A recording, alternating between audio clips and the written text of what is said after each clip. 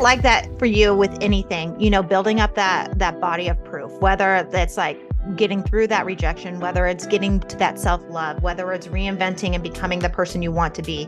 You have to like take these steps to like build that body of proof, because no matter what, no matter how successful you are in any of these ways, you're going to face times when you're going to doubt yourself, or you're going to come up against something that like makes you second guess or question it. I don't think any of us ever get rid of that.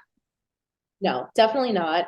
It does come up. And I think, again, it's just like you said, body of proof. I love that. I always say, look for evidence, Yeah. like look for the evidence that what you want to happen can happen. Look for the evidence that you've already been successful. Look for the Hmm. evidence that you've already made the income. Like it's, we get in our heads and we can really psych ourselves out about so many things. Yeah. It's not easy to look for the evidence and the proof, but like it's the only way, right? It's the only possible way to get through it, is just to be like, I trust myself. Look at everything else that I've built. Look at everything I've been through up to this point. What makes me think all of a sudden it's not going to work out for me anymore? Like Yeah. it just doesn't make sense.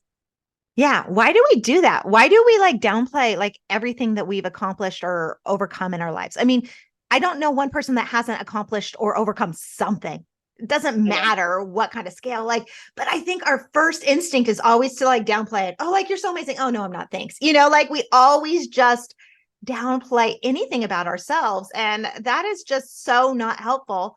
Like we need to be our biggest cheerleader ourselves.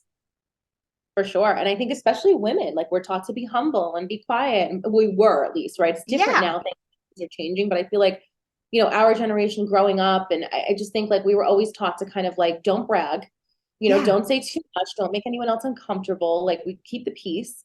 Yeah. But, like what's the point? Like if you can't celebrate yourself and share your accomplishments, like you're not, I think we'll do it in a mindful way, right? Like I'm Hmm. not like, I don't think anyone really brags. Like I think there's a difference between trying to like bring someone else down by lifting yourself up. Hmm. But I think for the most part, you sharing what you're proud of and celebrating yourself, I think gives other women permission to do the same, right? And it Yeah. shows people what's possible for them. I love it when women are like shouting from the rooftops about their success, because I'm like, well, if like just like my book Girl Code, that's like the whole Yeah. point of the book, right? If she can have it, I can have it too. So if you put yourself out there and you share what you've accomplished, someone sees that, it's inspiring to them, right? And if you find yourself feeling envious, because we all do that, we all sort of Hmm. stack ourselves against people, just flip the script on that and turn it into inspiration, right? It doesn't have to be jealousy. I think when we're jealous, it just means that we want something that that person maybe did or has. And that's like a sign that you recognized your desire. So now you can actually work towards it.